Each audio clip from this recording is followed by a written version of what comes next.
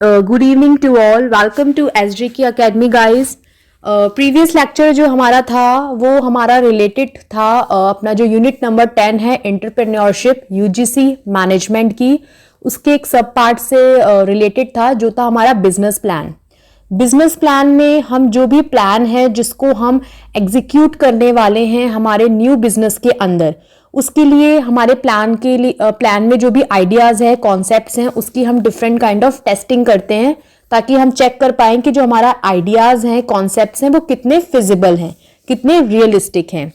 और उसमें हमने पढ़ा था प्रीवियस लेक्चर में फिजिबिलिटी एनालिसिस किसे कहते हैं, और फिजिबिलिटी एनालिसिस में हमारे कौन कौन से एनालिसिस कवर किए जाते हैं, जिसमें टेक्निकल और मार्केटिंग एनालिसिस हमारे कवर हो चुके हैं। अगर आपने लास्ट की हमारी वीडियो नहीं देखी, लास्ट सेशन जो हमारा टॉपिक था टेक्निकल मार्केटिंग, उसकी वीडियोस अगर आपने नहीं देखी तो गाइस इससे पहले की वीडियो जो मैंने अपलोड कर रखी है आप उसमें जाके देख सकते हैं। आज हम कवर करेंगे हमारा न्यू टॉपिक, वो है हमारा financial analysis. Financial analysis start करने से पहले एक बार मैं आपको रिवाइज करवा देती हूँ फिजिबिलिटी एनालिसिस क्या होता है। फिजिबिलिटी एनालिसिस बेसिकली मीन्स होता है कि जो भी आइडिया है, जो भी न्यू आइडिया है, जो एक एंटरप्रेन्योर अपने बिजनेस को एग्जीक्यूट करने में इंप्लीमेंट करने वाला है, उस आइडिया को, कॉन्सेप्ट को जब हम टेस्ट करते हैं, देखते हैं वो आइडिया कितना वैलिड है, कितना यूजफुल है एंटरप्रेन्योर के लिए, हर एक तरीके से कितना अडेप्टफुल है, उसको हम कहते हैं फिजिबिलिटी एनालिसिस। जिसके अंदर हमने काफी सारे फैक्टर्स देखे थे, technical analysis, marketing analysis, financial analysis, product analysis, organisational analysis. हर तरीके से हम उस प्रोडक्ट को, उस कॉन्सेप्ट को हम क्या करते हैं, एनालाइज करते हैं, टेस्ट करके देखते हैं कि वो कितना ज्यादा यूजफुल है, कितना वैलिड है। प्रीवियस लेक्चर में हमने देखा था मार्केटिंग एनालिसिस किसे कहते हैं। अगर आपने क्लास पिछला वीडियो नहीं देखा तो आप एक बार प्रीवियस वीडियो देख लीजिए, उसमें आपको अच्छे से समझ में आ जाएगा मार्केटिंग एनालिसिस क्या होता है। एक शॉर्ट सा मैं आपको रिवाइज करवा देती हूँ। मार्केट एनालिसिस में होता है हम स्टडी करते हैं मार्केट को, अलग अलग फैक्टर्स हम मार्केट के देखते हैं, लाइक डिमांड हमारे प्रोडक्ट की क्या रहेगी, प्राइस क्या है हमारे प्रोडक्ट का, हमारे कस्टमर्स क्या रहेंगे, इन सब चीजों को इन्वेस्टिगेट किया जाता है ये देखने के लिए कि हमारा जो कॉन्सेप्ट है, प्रोडक्ट है, वो in terms of industrial perspective कितना वैलिड है। उसके बाद हमने नेक्स्ट पढ़ा था मार्केटिंग के बाद टेक्निकल एनालिसिस। फिर हम टेस्ट करते हैं हमारे कॉन्सेप्ट को in terms of technical perspective कि वो कितना ज्यादा यूजफुल है, अडेप्टफुल है, जिसमें काफी सारे पैरामीटर्स होते हैं। उन सब पैरामीटर्स को देखा जाता है, उनको आइडेंटिफाई किया जाता है और उस अकॉर्डिंग हम अपने प्रोडक्ट जो कॉन्सेप्ट है उसको एनालाइज करते हैं, उसको चेक करते हैं। उसके बाद next come to the third one जो है हमारा फाइनेंशियल एनालिसिस।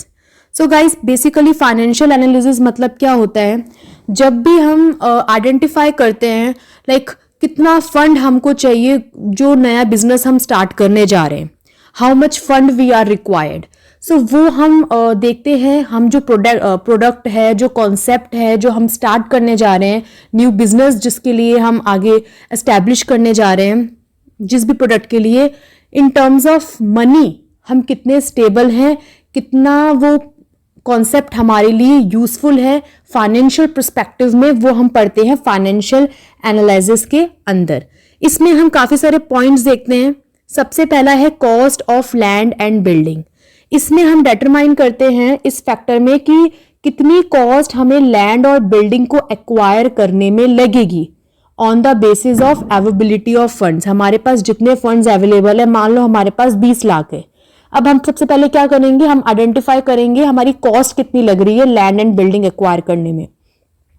इसमें ये देखेंगे हम क्या हमारे पास ऑलरेडी लैंड एंड बिल्डिंग खुद की अवेलेबल है, तो हमें रेंट पे लेने की नीड नहीं है, वो पैसा हमारा बचेगा, या फिर हम रेंट पे ले रहे हैं तो कितनी कॉस्ट उसमें इंकर्ड हो रही है। तो सबसे पहला पॉइंट है कि यहाँ पे हम पहले इन्वेस्टिगेट करेंगे, एनालाइज करेंगे, चेक करेंगे कि कितनी कॉस्ट हमारी लैंड एंड बिल्डिंग को एक्वायर करने में लग रही है। उसके बाद सेकंड पॉइंट है cost of plant and machinery. Next point है हम डिटरमाइन करेंगे कितनी कॉस्ट हमारी, कितनी रनिंग कॉस्ट, मेंटेनेंस कॉस्ट और जो बाइंग कॉस्ट होती है प्लांट एंड मशीनरी की, कितनी कॉस्ट टोटल उसकी इंकर्ड हो रही है अकॉर्डिंग टू हमारे पास कितना फाइनेंस अवेलेबल है, उस कॉस्ट को हम आइडेंटिफाई करेंगे। Next third, preliminary cost estimation. Preliminary cost estimation में क्या होता है, हम टोटल जो हमारी ओवरऑल कॉस्ट है, जो भी नया बिजनेस हम स्टार्ट करने जा रहे हैं वो हम एस्टिमेट करते हैं, वो आइडेंटिफाई करते हैं टोटल कितनी कॉस्ट हमारी बिजनेस में इंकर्ड हो सकती है। और वो जो कॉस्ट हम आइडेंटिफाई करेंगे, वो ऐसा तो है नहीं, बिजनेस तो हमने स्टार्ट किया ही नहीं अभी, तो वो कॉस्ट हम किस बेसिस पे इंकर्ड करेंगे, हम स्टडी करके, हम चेक करके जो हमारे कॉम्पिटिटर्स की जो कॉस्ट लगी है उनकी बैलेंस शीट को देखकर, उनकी बैलेंस शीट को स्टडी करके हम हमारे बिजनेस की ओवरऑल जो कॉस्ट रहेगी उसको आइडेंटिफाई करेंगे।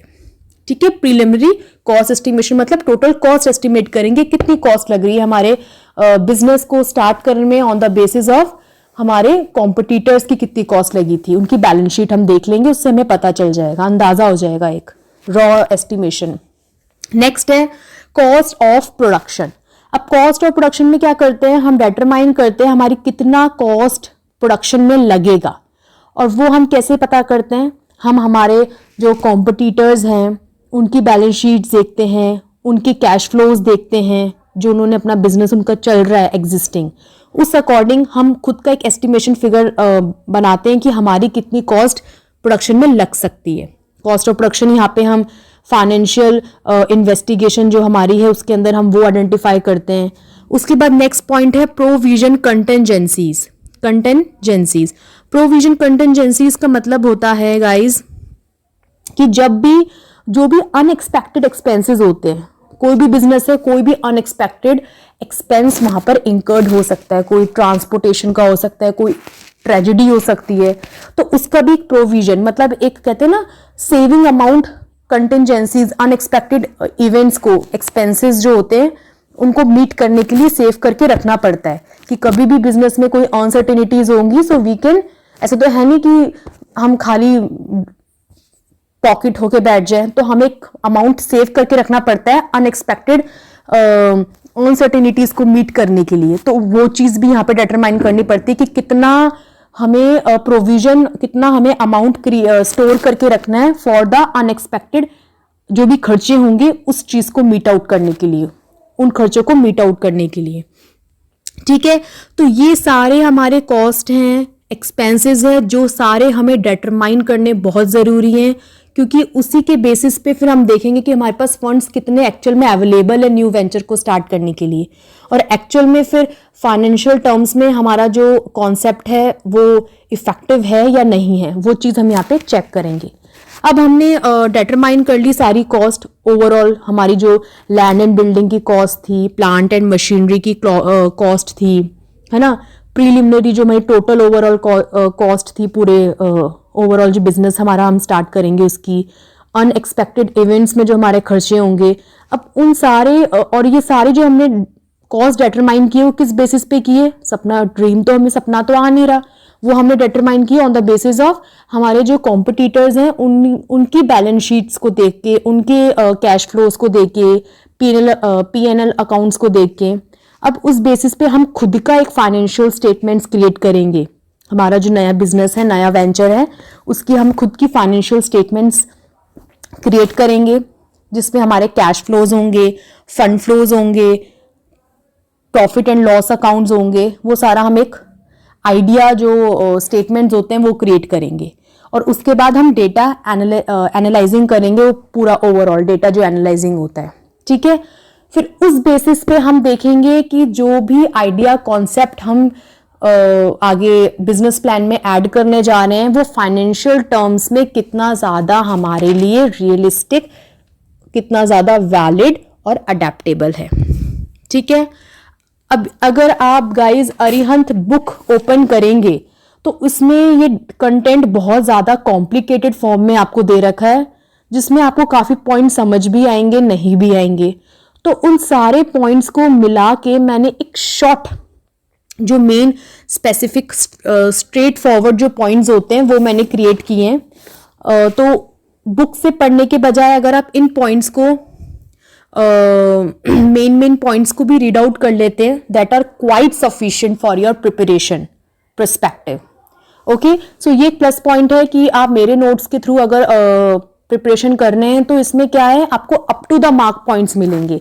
ऐसा नहीं है कि आपको डीप कंटेंट पढ़ना पड़ रहा है, उसको समझना पड़ रहा है, फिर अकॉर्डिंगली आपको खुद के नोट्स बनाने पड़ रहे हैं जो अप टू द मार्क है। इसमें मैंने कंटेंट को पूरा पढ़ के उसके अकॉर्डिंग मैंने मेन पॉइंट्स बनाए हैं।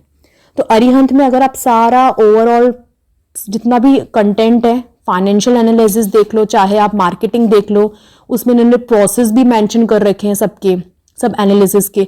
सो उन्होंने बहुत कॉम्प्लिकेटेड कर रखे हैं सारे एनालिसिस को। इसमें मैंने जो पॉइंट्स बताए हैं आपको, ये सारे आपको अगर आप प्रोसेस भी पढ़ोगे तो वो आपको इनमें मिल जाएंगे। सो इतना डीप पढ़ने की नीड नहीं है, आप मेरे नोट्स जो मैं आपको बता रही हूँ, जो पढ़ा रही हूँ, इसको पढ़ लोगे, that is quite sufficient for you. Okay, so आपको टफ भी नहीं लगेगा और आपको पढ़ने में भी मजा आएगा।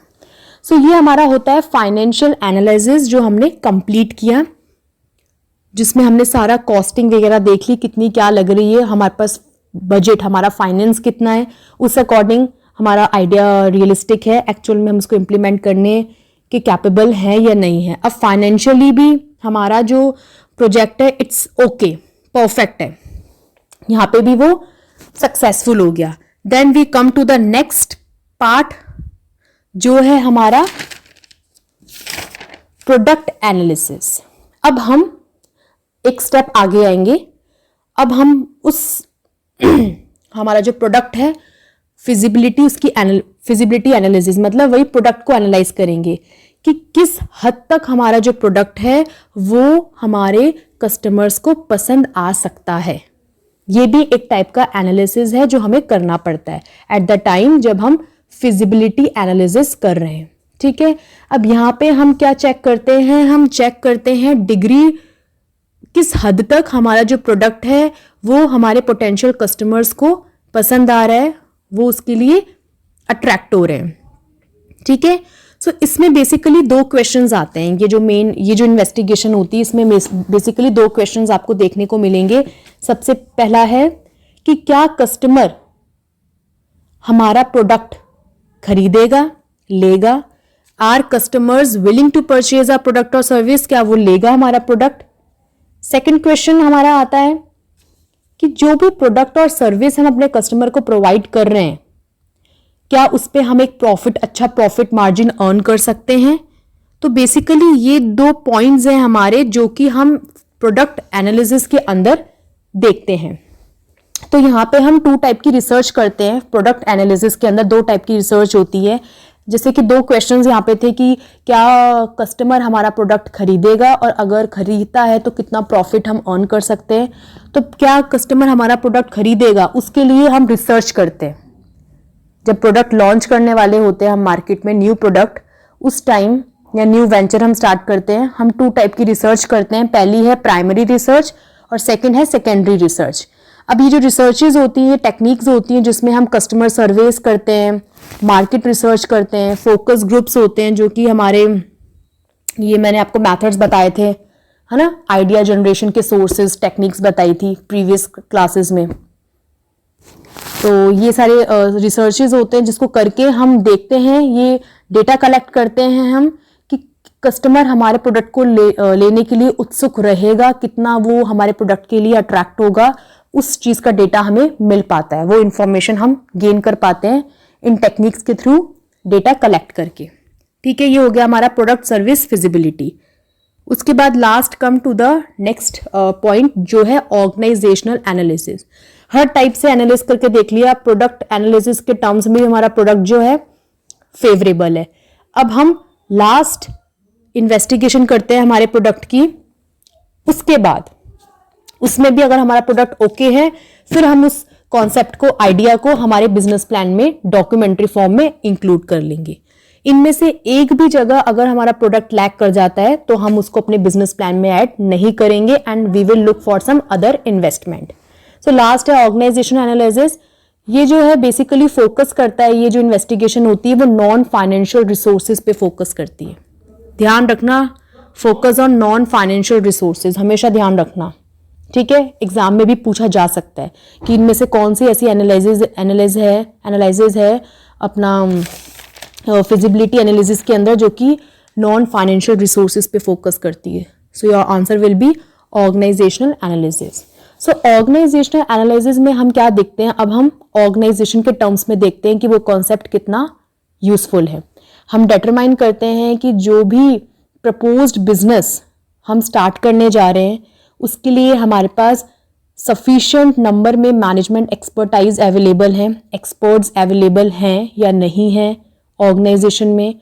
ऑर्गेनाइजेशन उतनी कैपेबल है कि वो उस प्रोडक्ट में डील कर सके, उसको लॉन्च कर सके। हमारे पास रिसोर्सेज उतने हैं कि हम उस प्रोडक्ट को, उस बिजनेस को सक्सेसफुली लॉन्च कर सके। तो इन सारे पॉइंट्स को यहाँ पे टेस्ट किया जाता है, देखा जाता है, और इन सभी पॉइंट्स में अगर हमारा प्रोडक्ट, हमारा कॉन्सेप्ट, हमारा आइडिया यूज इफेक्टिव है, फेवरेबल है, after that we add that product, concept और idea in our business plan. फिर इसको हम अपने बिजनेस प्लान में एड ऑन कर देते हैं, और वो जो बिजनेस प्लान होता है then it will provide a guidance to the manager, other team members to start a new venture. So here in these classes मैंने आपको जितने भी एनालिसिस होते हैं, मार्केटिंग, फाइनेंशियल, हमारा टेक्निकल और हमारा ऑर्गेनाइजेशनल, फिजिबिलिटी एनालिसिस, ये सारा मैंने आपको कवर करवाया है। आई होप आपको मेरा लेक्चर समझ में आया है गाइज। अगर आपको समझ में आया है so kindly just give a thumbs up, like कीजिए, मेरे चैनल को सब्सक्राइब कीजिए, और ऐसे ही अट्रैक्टिव वीडियोस देखने के लिए मुझे मोटिवेट करते रहिए, मेरी वीडियोस को लाइक करते रहिए, ताकि मैं और अच्छी वीडियोस के साथ, अच्छे कंटेंट के साथ आपको और ज़्यादा सेटिस्फाई करूं। Thank you for watching my channel.